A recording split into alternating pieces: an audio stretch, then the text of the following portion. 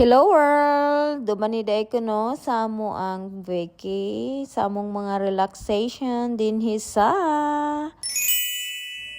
Pearl Farm sa Samal Island. So naaday mi karon sa receiving area. So gi-check lang namo no kung sure ba ming makasakay sa ferry boat. Og kani naglakaw na mi, taas-taas ni siya nga lakaw, pero na sila service na binali na ganito oh. Paatras na. Layo-layo po siya nga lakaw. So, i-check na nila kung inyuhang ticket or confirmation na papel. And then, mao ni ilahang ferry boat na ato ang sakyan na para lang exclusive sa Pearl Farm. So, mao na ni siya. Taod-taod po nga biyahe.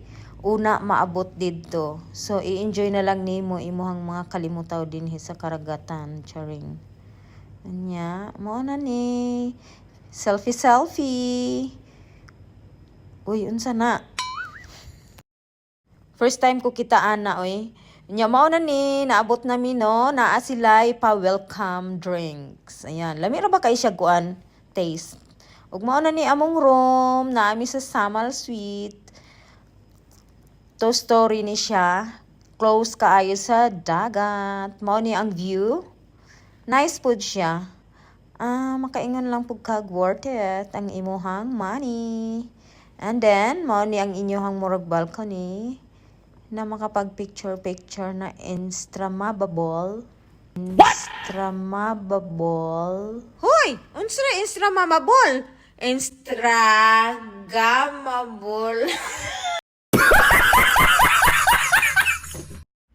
Huy, kalisod balitukon, Instagrammable. Yeah! Woo! Woo! Yeah, boy, yeah! Hoy! Kuya Juan, oy, naana ni mao na ni ang amo ang view diri. Lunch na ni namo, nanay pa singing-singing nya.